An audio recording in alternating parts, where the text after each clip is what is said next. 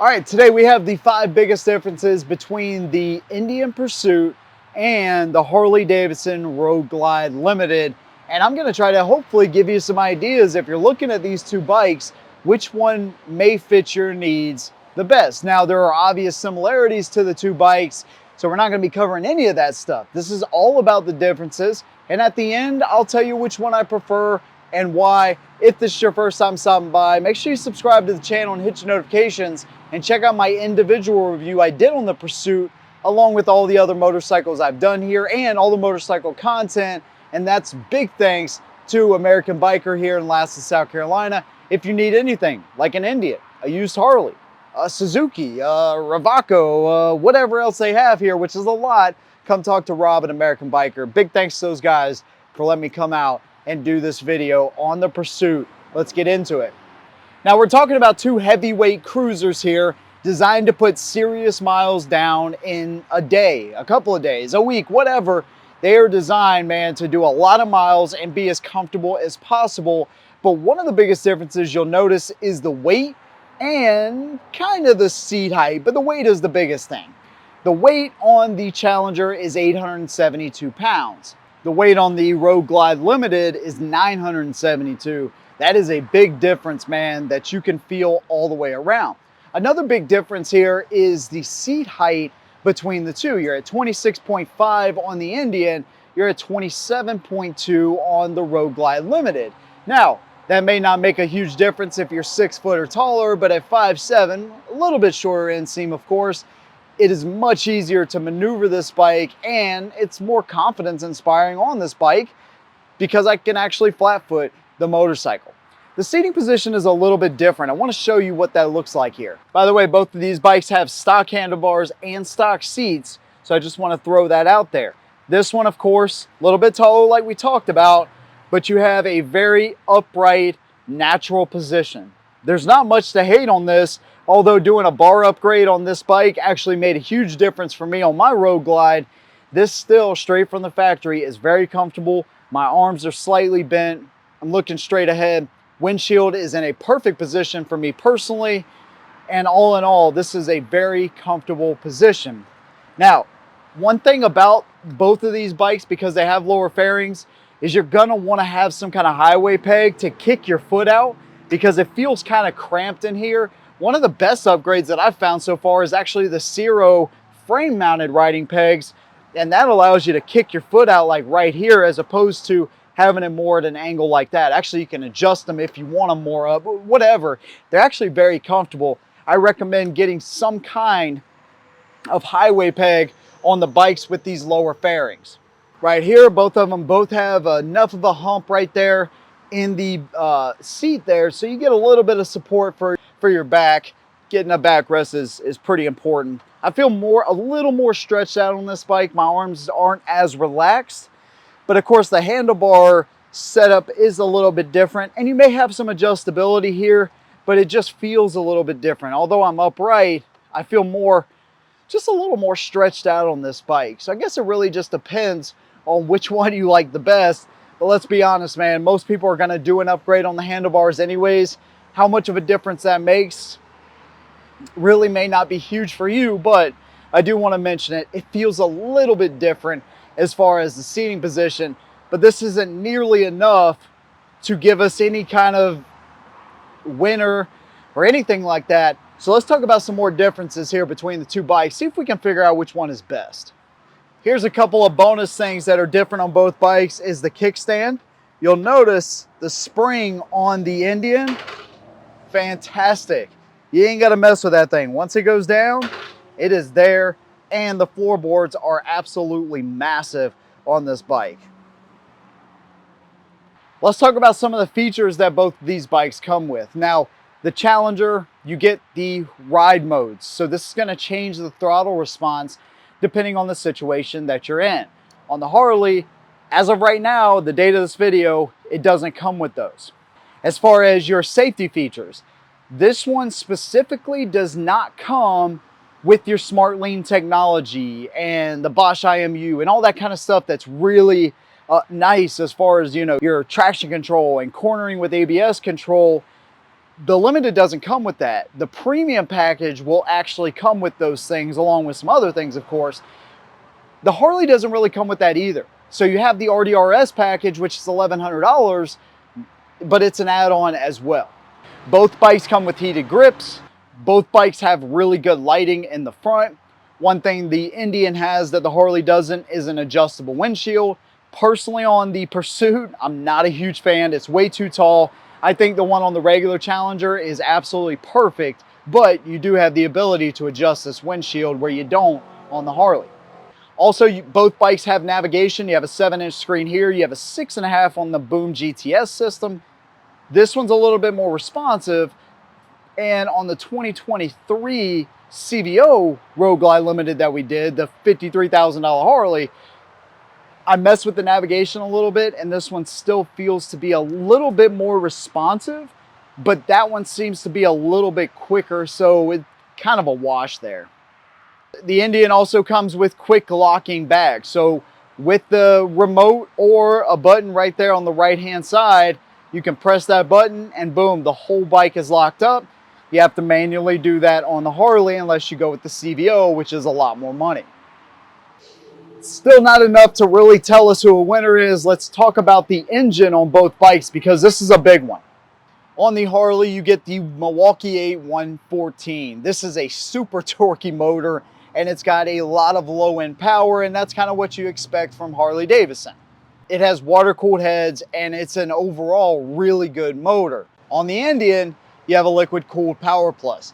This one here is 128 foot-pounds of torque, 122 horsepower. So what you'll notice is that the Harley feels really torquey in the low range, whereas this one feels torquey all the way through the rev range, although it does rev a little bit higher. I feel like this one likes to be up in the RPMs a little bit more.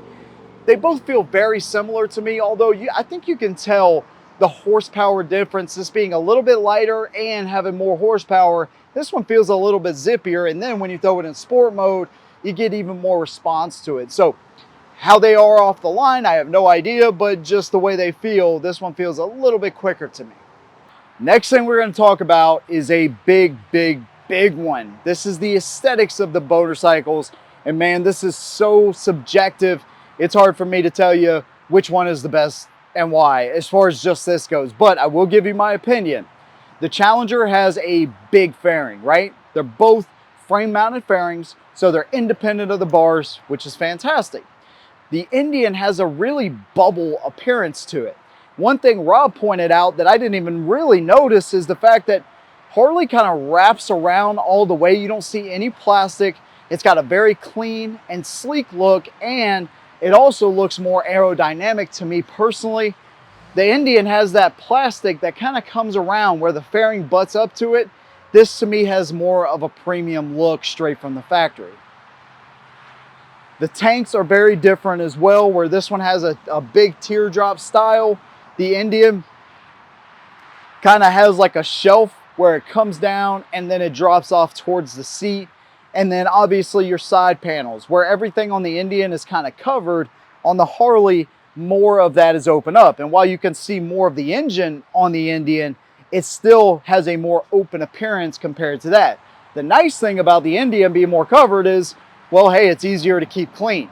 Saddlebags as well in the Pursuit have more of a kind of a bubble appearance. They've done a really good job of cleaning those bags up, whereas the Harley bags look like Harley bags. Since Rushmore project, they've done a good job of cleaning these up.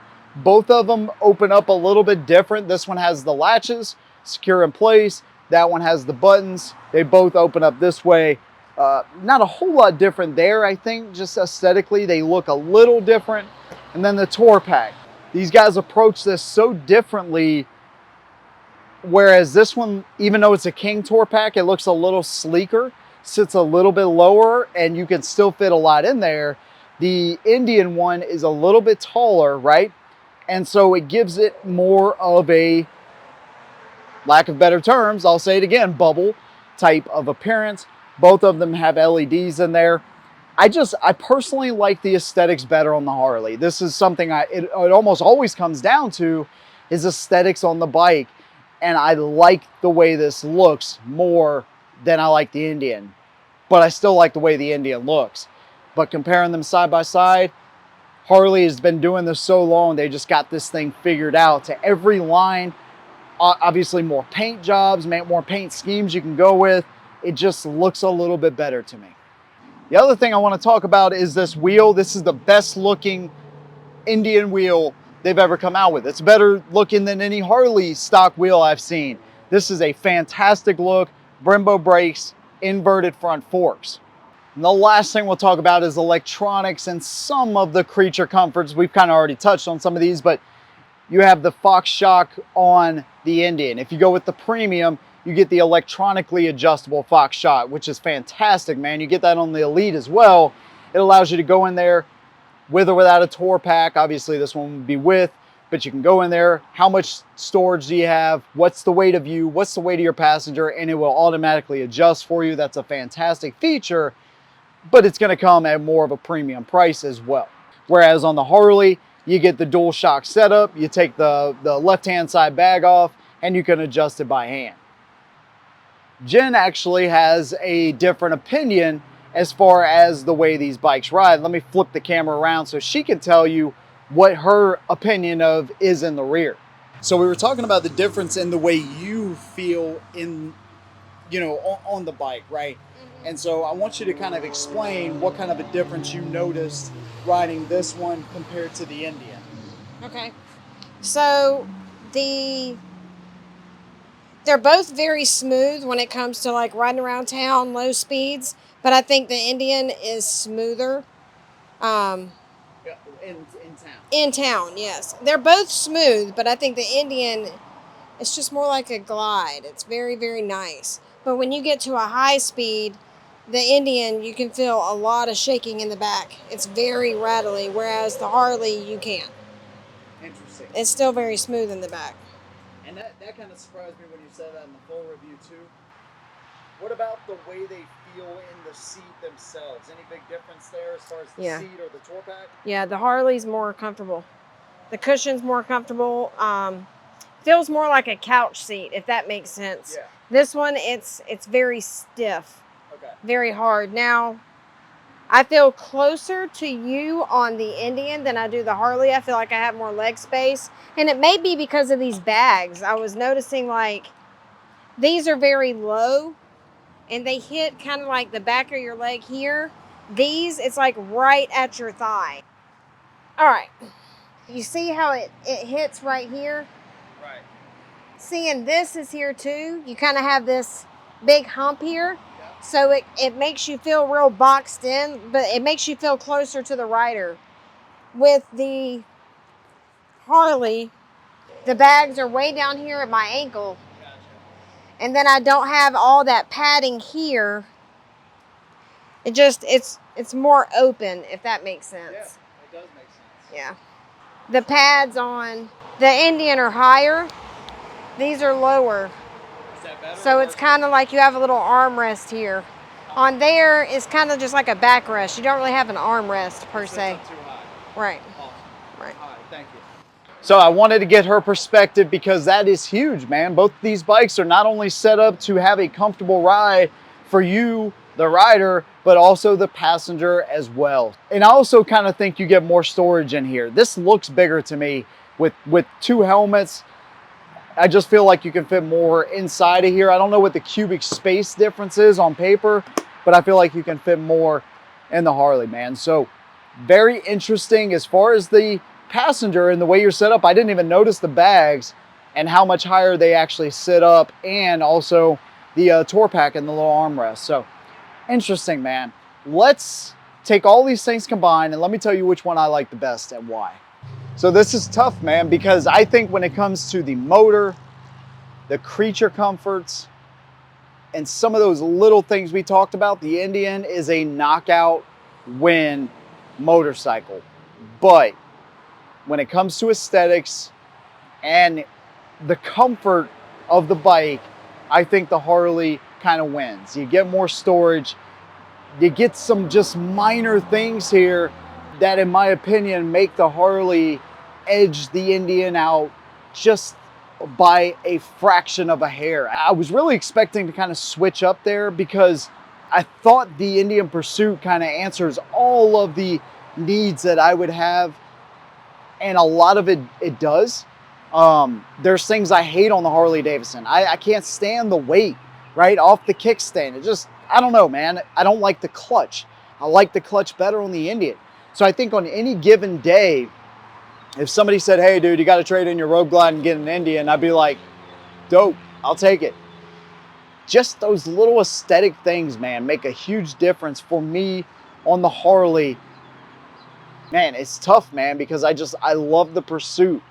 I love the things they do. They take the Harley Davidson and they just, you know, obviously they have a bike here that they can take good things and then rework bad things, where Harley is kind of pigeonholed into what they already have. So Indian has the freedom to do different things, and I appreciate that. I just think it's an aesthetic thing, man. It's got to be, because almost everything I like better on the Indian. It's just Harley has every line, from the bags that I didn't even notice for Jen, Tour Pack, Tank, Fairing. It just edges it out a little bit, man. Honestly, I take either one on any given day, though. Those are the 5 biggest differences between the Indian Pursuit and the Road Glide Limited. I'd love to hear your thoughts on this, on both of these bikes, man. I know y'all have some strong opinions, so I'd love to hear those things down below. If you want to support what I do, man, we're looking for our first 10 patrons to the channel. I'll leave a link to that as well. Big thanks to you guys. See you in the next one. And as always, hold them down.